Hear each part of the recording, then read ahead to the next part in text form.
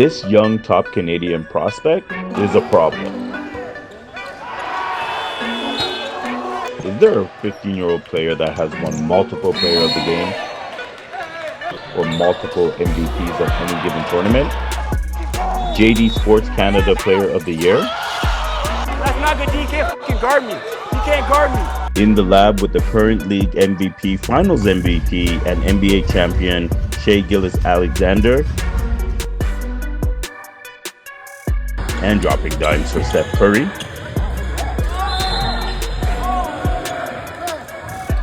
Named to the All-Star First Team at the U16 America. A 2025 champion for the National Junior Circuit. With high regards as best high school dunker and a phenom, there's only one way to find out. Let's dive in.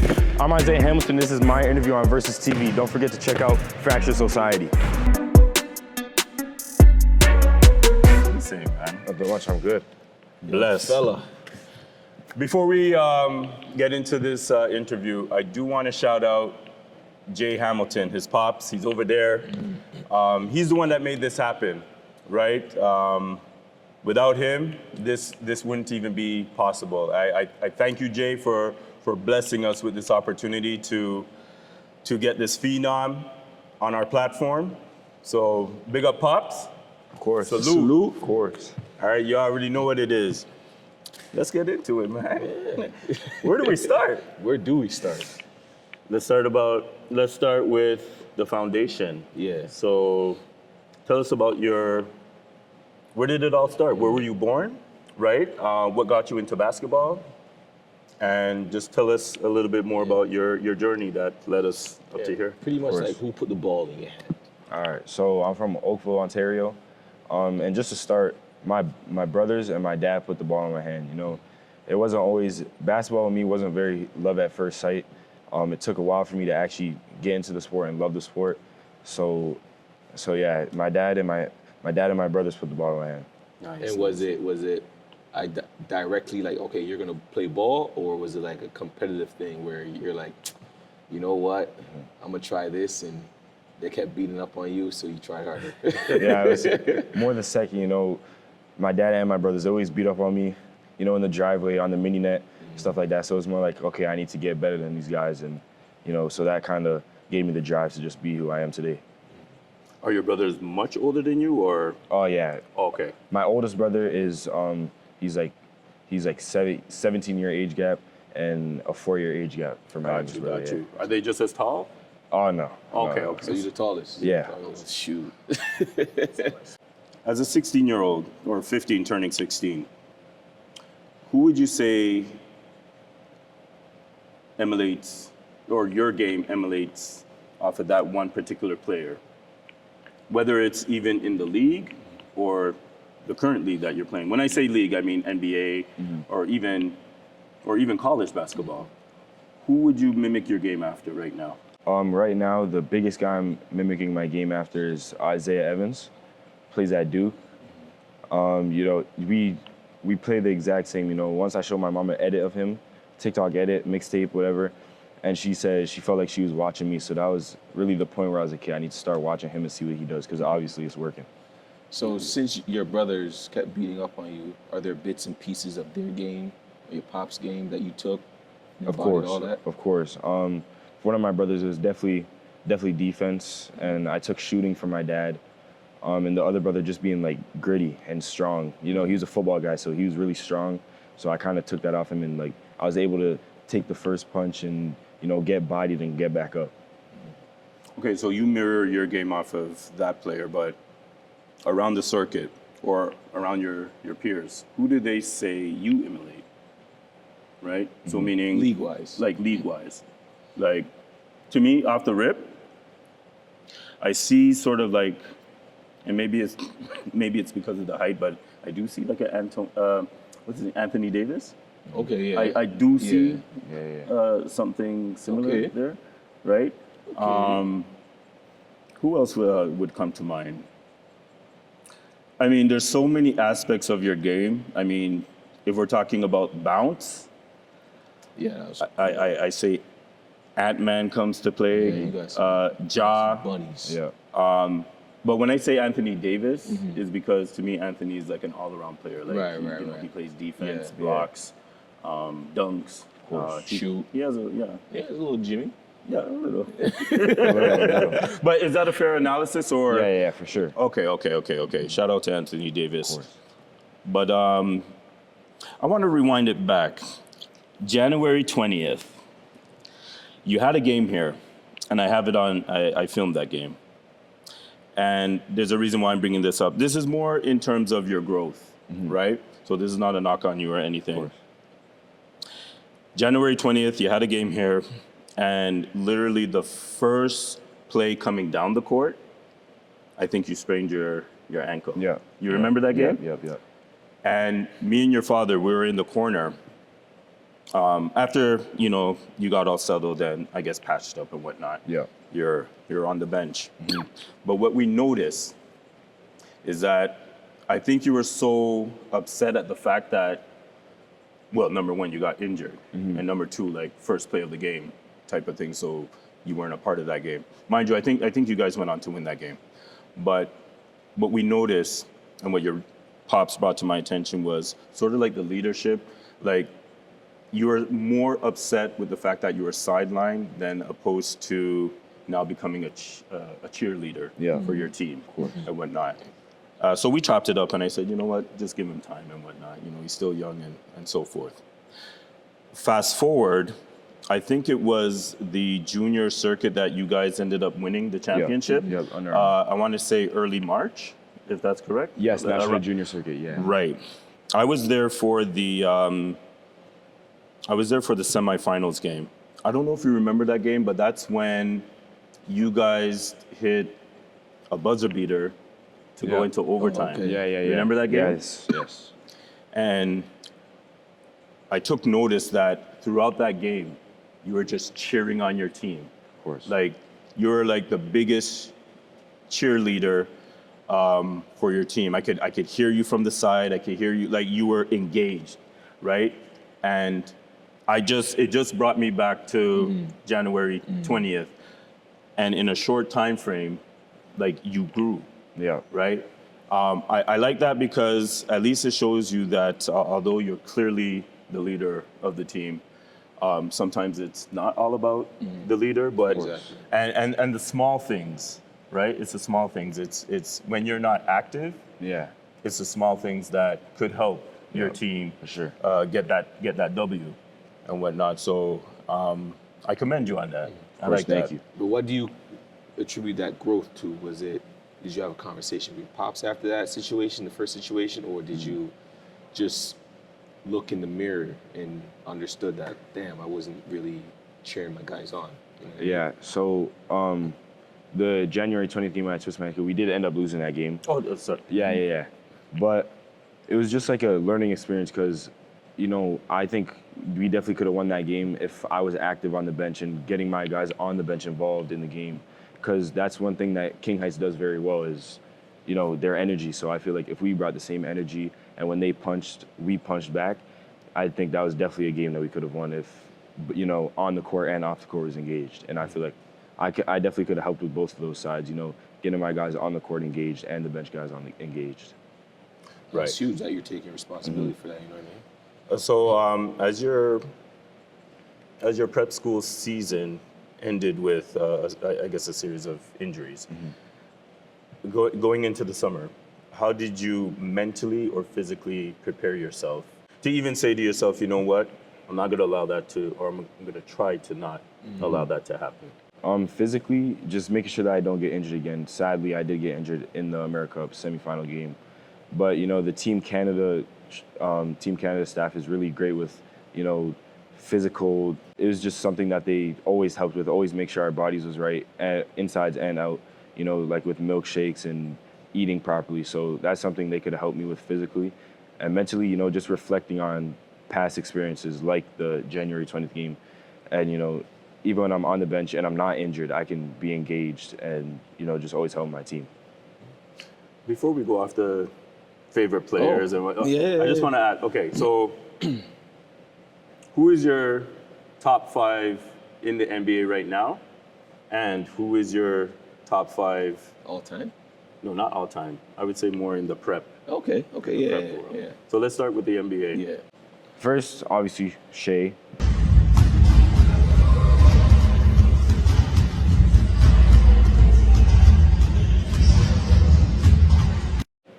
Curry.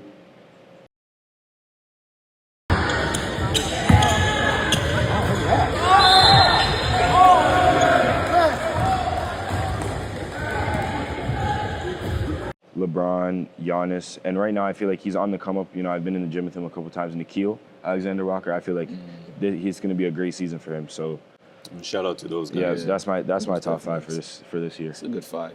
So is Shea number 1? Yeah, Why Shea number 1? Probably Chiefs. because he won the cup, right? and he proved it this year. MVP, MVP, Canadian Finals chip. MVP, Yeah. Finals MVP. Player of the Year, all of that. So, I think he's definitely going to carry that momentum into the next year. Do you feel that's you secretly? You're not fully there, but you're getting there. Yeah, I feel like I'm getting there. I feel like there's still a lot of stuff that I have to work on to get there, but I feel like it's definitely something I see myself doing one day. You have Did he say Giannis? Yeah. No. I You said say Giannis. Giannis? Yeah. Okay. So no Joker. Okay. Luca? Luca, he lost a lot of weight. Yeah, I feel like since he lost a lot of weight, he could definitely be special this year.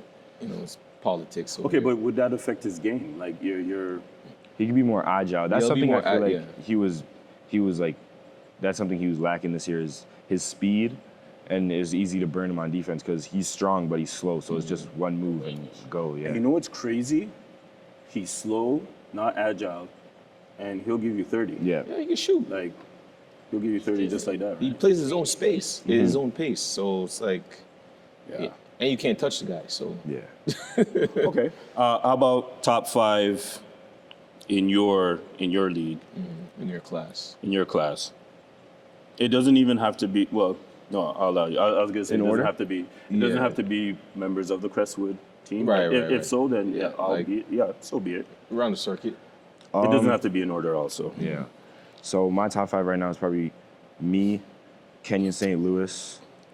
Or are we including me or not including me? I love that. It's your list, Me, Kenyon, Jordan Fisher, Isaiah Clark, and for 5th, Isaiah Clark. Yeah.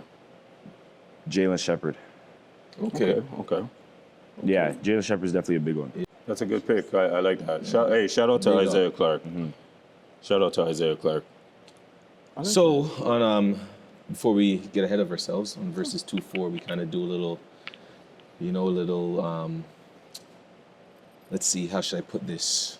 Examination of your knowledge of the game, in a sense. So we're gonna show you 2 clips, and you're gonna tell us, you break it down for us. Okay. All right. Sounds good. Perfect. First clip. And there's a reason why I picked this clip in particular. You'll probably know too, but just press play. You can analyze the play. You can tell us what you see. Yeah. That's a great play. And, well, first it was a good screen, and Chris Paul obviously did a great job finding him.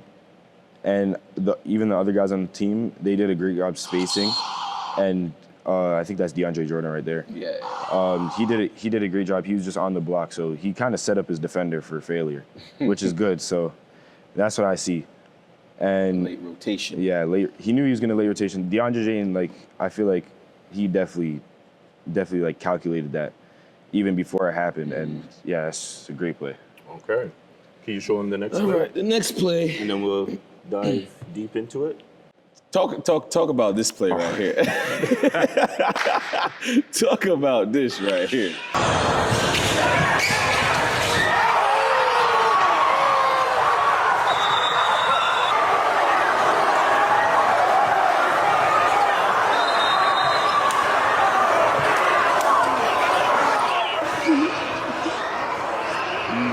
So What were you thinking?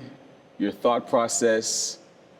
Because as a former Flyer, you're not really thinking. There's a thought before it happens, and after it happens. Yeah. Right? So what was in your mind before, like, yo, I'm gonna take off? And after you did what you did, what was your thought process after that? First, shout out to Jordan Fisher for jumping. Pow pow! Nah. That was, Is he still around? nah, he's a great defender. I commend him for jumping for sure. Because a lot of guys wouldn't jump, I commend him for No, jumping. That's huge. That's huge. There's not a lot of I people that can respect test that. anymore. Yeah. So I knew I was gonna dunk it. And then on the way back, I kind of like I did my celebration, whatever. And then I was running back on defense, and I just saw in the corner of my eye, everyone just rushed the court. So then I just stopped, and then I just watched it unfold, and like the gym, it shut down the gym. And then watching the video now, all the different angles, watching everyone just run on the court is hilarious. But you know, I knew I was gonna dunk it. Like as soon as I got the ball, I knew I was gonna dunk it. So because when I look at this, right, it's a spot on the floor where I know you take off from. Yeah. You know what I'm saying? And you could wrinkle the rim from that spot. From my standpoint, the bump is what made you not get there in a sense. You know what I mean? Yeah. Can I make a comparison though? Okay, even before my comparison, and there's a reason why I brought up the Blake Griffin, because funny enough, when I was there that night, prior to sending you the clip, Yeah. I'm like, that emulates the Blake Griffin, Right. and so forth. So I'm like, that's a perfect clip to compare. And then as I'm scrolling through his comments, I saw someone say, "Oh, he's on that Griffin-ish." Yeah. So I'm like, damn, like they caught it. Like Yeah, they know, yeah. right. I think the difference is if you replay his and Blake Griffin had a decent takeoff. Yes. I think he did it on the vert. Yeah, I Yeah, didn't take yeah. a dribble. If you look at it again, he took it on the vert. It was no dribble. Nah, I just caught Imagine it, if he took took off. one. Like, that's what I'm saying. It's from a spot where you know you could wrinkle the friggin' rim, but the bump, you couldn't get there. You know what I Yeah, mean? yeah, So yeah. it's like you had to Griffin him. Yeah, he's strong. I feel Yeah. like if it was a weaker player, Right. it would have been, he would have fell. It would have been a whole thing. But Jordan, And the Blake Griffin play was off a set play. It was off Yeah, a yeah, yeah. screener Right, roll. right. Griffin, you know what I mean? Right. This was broken. This is catching like, oh, shit. I'm glad that you said that because that means that was done by design, right? Especially when you have a Chris Paul. Chris Paul, at yeah, the exactly. helm, Of course, yeah. Right? He literally took off on the vert, right? Now, I know the audience, I know some of y'all haters with the whole, oh, that wasn't a dunk or he threw it in. Yo, Look, that was a man. dunk. Look. And if you're hating, that's only because you can't do that. You can't even do that in your dream. So stop it right now. Just kill that. Yo, right? when he sent me that clip, because he'll send me clips and I'll send it and we'll downplay it. You know what I mean? So he sent it to me and I sent the emoji with the eyes open and the mouth, you know what I mean? So he was like, "You don't like that one?" I'm like, "Nah, that's crazy." Yo, that's, Nah, but yeah, that one. Gotta Yeah, give it was- props to it was that one. crazy. That That one one- was crazy. I must have watched that out over like 20 times. yeah. Hey, tell the audience what's the day in the life of Isaiah Hamilton? Off season. so recently- since we're in off season right now. The start of the year was more like a lot of games, so I kind of, didn't really be in the gym like that a lot. But now that the games have slowed down, like every day I'm doing something. Like it's either in the gym, in the actual gym, in the basketball court. But usually I wake up around, depending on what I'm doing, like 8 to 10 in between those times and get in the gym, and then I'll go home, maybe go to the park, put up some shots, hop in some runs. And then that's usually a day, I always make sure I eat well, always make sure I, do my stretching and stuff like that. But so yeah. Today it was I woke up at like 9:30 maybe. I had to Uber to the gym and then went to some runs, some NBA runs. Did pretty well there, It was hard, but it was a good learning experience. I feel like I did my thing. And then, came home, got my little haircut, and now I'm here. Okay. So tell us more about the NBA, right? Like, what's the experience, except for someone that's never been or never gotten And at the same Yeah. time, you're 15, bro. Yeah. You know what I mean? So It's amazing. It was a crazy experience. You know, all the guys there are like talented. Like even the guys that, AK, don't like have a big name maybe in the NBA. Like they're still nice. Like they can still snake around the rim, do all the things that, you know, certain other people can't do and for the rest of their life. So yeah, Nickeil Alexander-Walker was there. That's a big reason why he's in my top 5. Because just watching that guy in real life is crazy. He's crazy nice.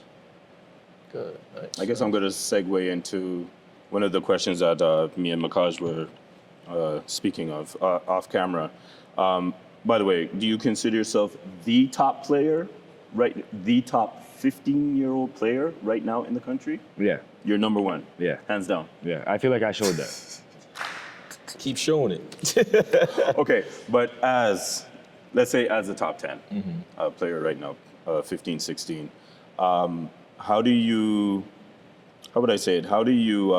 stay consistent? How do you train yourself to always be on that top level, per se?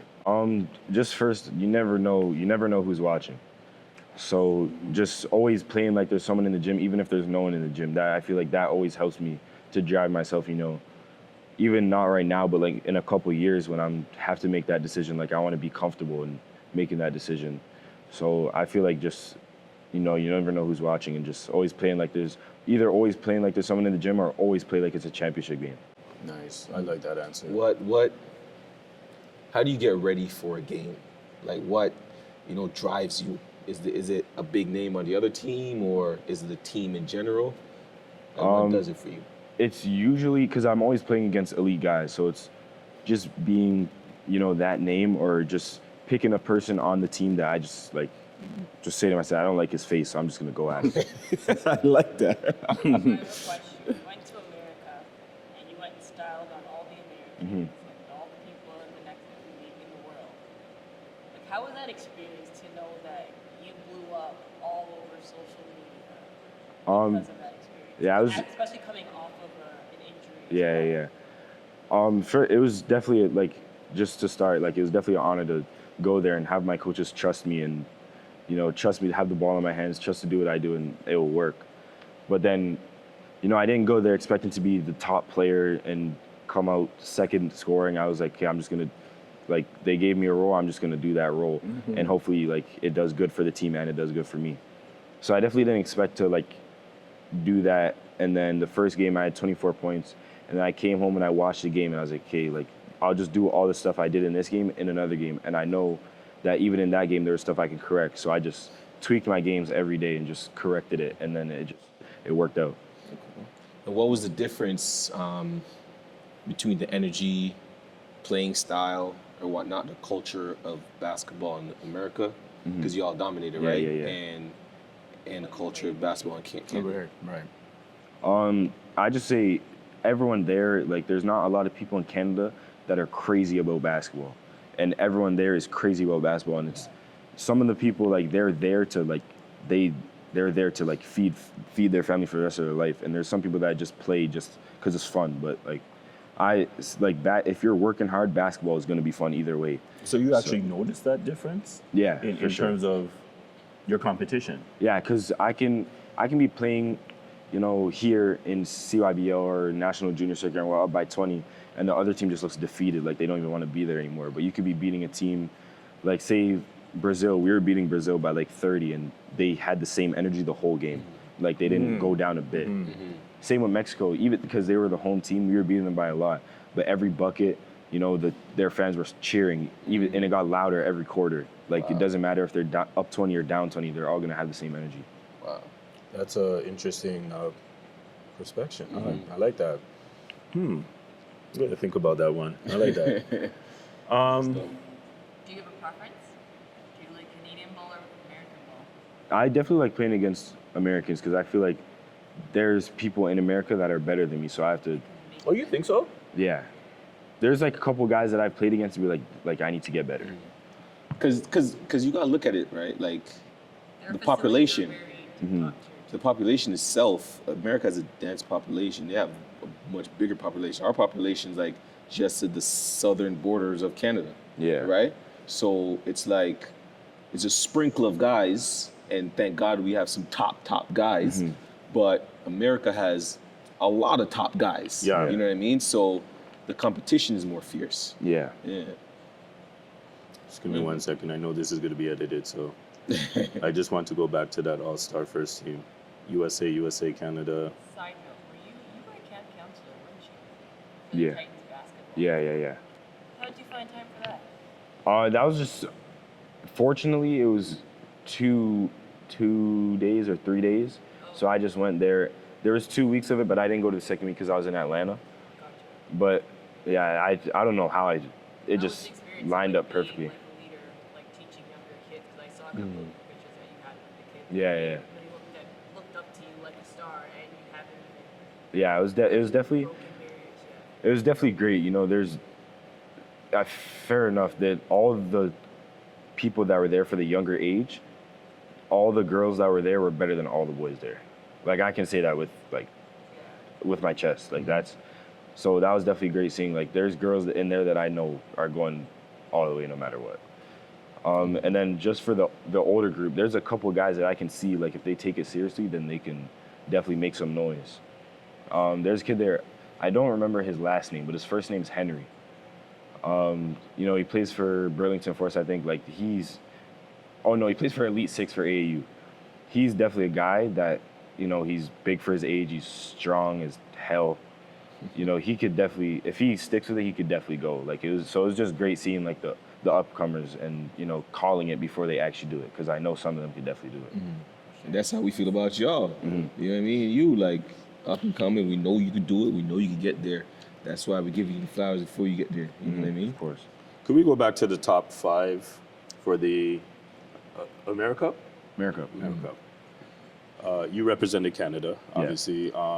There was 2 USA players, one Venezuelan, Yeah, he was Venezuela. and one Puerto Rican. Yeah. Puerto Rico's huge in basketball. Yeah.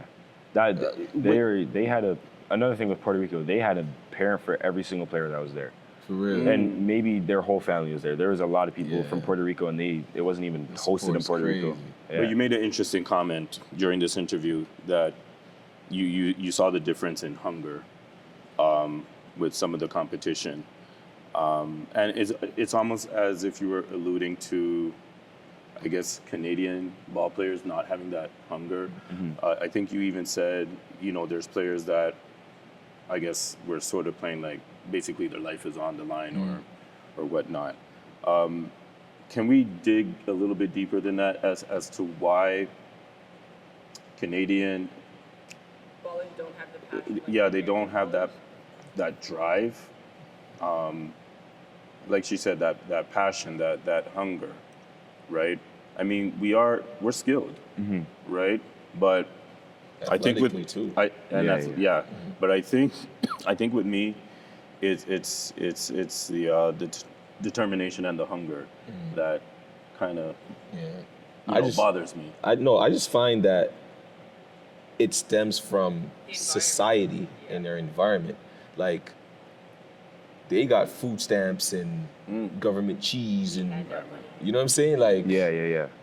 life's hard for some of these guys in the projects, and their projects is projects. You know what I mean? So I got you. just from that alone, like they're fighting. Like remember what's that movie with Stephon Marbury? Through the Fire, I think it was. I don't know. But we'll reference like, it. We'll during, reference like, it, the yeah. draft, there was, like, one Yeah, guy who yeah. got drafted. I think he was, Stephon Marbury, top 5 like and he was the like, his only mom had one. Like he had so many brothers. He's the only one. The whole city, New York, was riding for him. And when he went home, building, like, I don't know how much bedrooms, but all his brothers was in. You know what I mean? So it's like, Yeah. It's like some that parents, kinda like, stuff. Bring their kid to America, sacrifice everything in a one bedroom. Yeah. With that one child. But then Isaiah, knowing all this, now that we know all this, right? Do you ever, take basketball for granted or even, I guess, I mean, it's safe to say you're living in better conditions than they are with, some of the competitors that you see. But do you ever, just take it for granted or kind of like have a lackadaisical approach to it? I wouldn't like to think so, because even though like I'm in better conditions than the people in America or some people in America.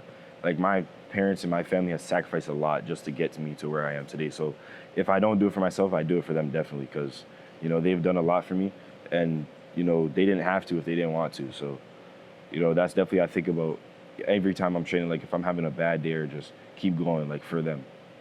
And if you could admit, which I find it hard to believe, but if you could actually admit that there were players that were actually better than you, could that be considered a drive? Yeah, for sure. Okay. For sure, because I know in the next year or so, I can be number one in America and in Canada. So it just, you know, they're better than me, or some of the players are better than me. And there's not a lot, if I'm being completely honest, that I think are better than me. But, you know, But for the fact remains that there are some. Yeah, there's in your definitely some. books, Yeah, right? yeah, yeah. They just do stuff that I'm still working on. Like they can have the same amount of stuff I do, like the athleticism, all that. But they you know, maybe they rebound better, or maybe they do play defense better. So that's stuff I'm working on. So in the next year, if I master all those stuff, or not even master, just get better than I am at now, I feel like for sure I could be, you know, that number one And player. I'm so glad that you had that experience because, let's be honest, at 15 years old and the hype that surrounds you, it's really hard to be humble, right? Like all your dunks are going, all your dunks and plays are going viral, and it's really hard to, once again, you know, be humble. Yeah. Right? So I guess with that experience, it kind of brings you back down to earth or reality. Yeah, type of for thing. sure. Because there's so much hype here back home, right? I mean, mind you, everywhere I go, even leading up to this interview, from I mentioned I'm going to be sitting down with Isaiah Hamilton, everybody going, oh my God, can I be a part of that? Blah, blah, blah. But I'm glad that I heard that aspect of, I guess, your journey, because it's almost like whenever you feel like you're the man, there's somebody out there, right? Yeah. I like So, that. the next 5 years, where do you see yourself? For that, I definitely see myself going D1 and having like a great role on a team that, you know, that could have a national championship. Like, I see myself on a good team having a good role, and hopefully I can go one and done. But if I'm not ready, I'm not ready. Like, there's not a lot of things I can do. Like, there's stuff that I can't control that cannot make me better. But you know, the certain stuff I can control, that I think that's what separates me from everyone else. Because all the stuff I can control, I make sure I control and have it under control. So the destiny is in his hands. Yeah. Before we end anything here, I do want to add to the audience, like, you're not just a dunker. Right. And you know why I say that? Because I see the comments. And mind you, yes, you know, nowadays we are living in a time where pretty much if it's not dunking on somebody or Crossing. a Hezi 3 or whatnot, it's like other things don't get mentioned. But like, I'm looking at the stats and I'm like, he has 42 in this game. 24 attempts, you know, 24 was not dunks. 24 out of the 42 were not dunks. And I'm seeing like 3 blocks, 7 rebounds, 5 assists.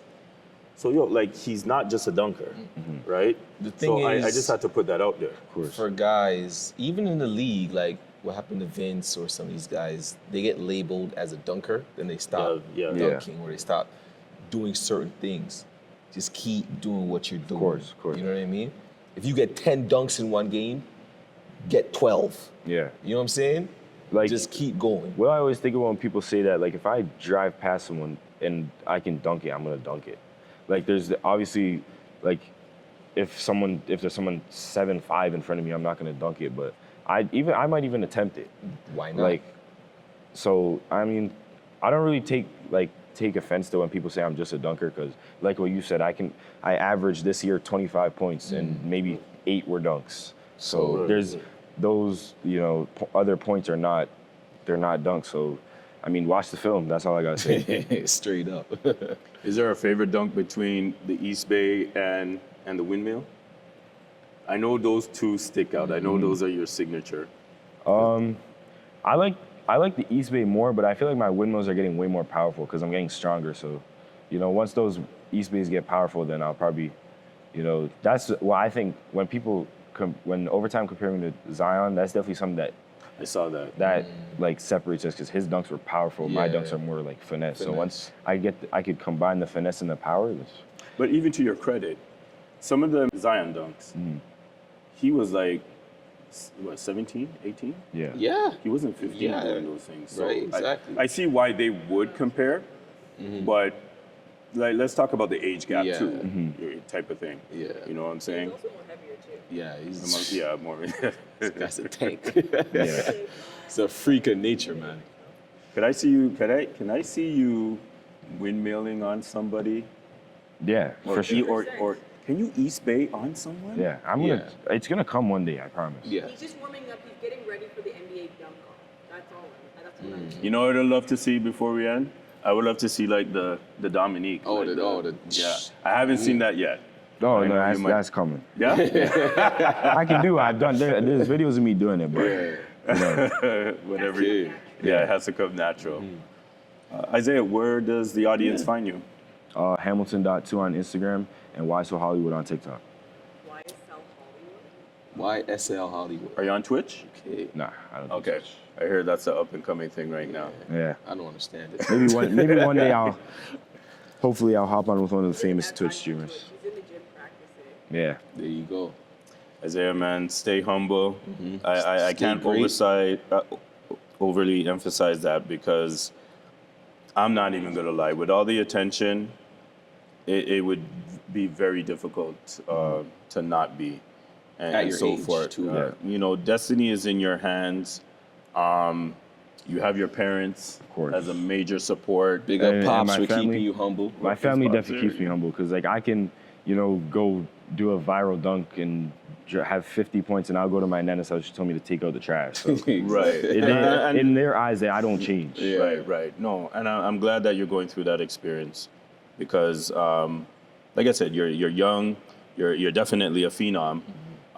So you're probably the girl's throb and the dude that everybody wants to be like and whatnot. But I definitely don't want to see you stray into the wrong crowd, the wrong course, people, never.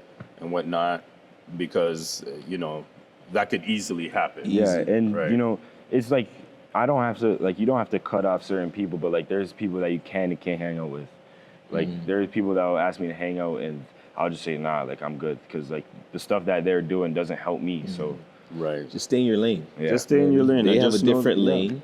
You drive over here, they're over here. When y'all see each other, you know what I mean? yeah. Like I still like they're still my brothers. I Yeah. still love them, but there's certain stuff that I'm doing that they're not doing. So Right. It's all about maturity. yeah, Yeah, and I I- still respect all of them. It's just I still respect all of them. It's just like what like I believe in and what I do. So I'm so glad. I'm so glad. Yeah. yeah, for sure. Like if I didn't play basketball, I wouldn't be the person I am today. It's just it's a fact. Hey, There's no way you don't make league. you got a in my goal. opinion. There's no way you don't make league. You got somewhere to go. yeah. Just get to, I won't say the finish line, Go secure the but bag. yeah, get, course. NIL. get through that door. You know what I mean? Of course. Get through that door, man. And You'll be great, bro. You'd be great, man. And remember us when you're signing that $1 billion. Of course, of course. Oh, by the way, Before we end, before we end, I got a little something for you still. Oh.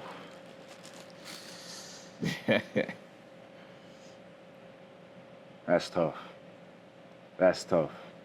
So from verses to Show the the camera. phenom. Turn around. Oh, yeah, for sure, man.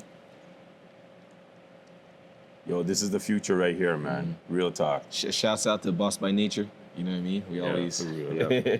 This is for you, man. Thank you. No problem. Thank you. Versus TV 24, Isaiah Hamilton, LJ, Makaj, V-Dub, myself, PMO, and we're out. What's under my nose? I'm out. All right. Okay,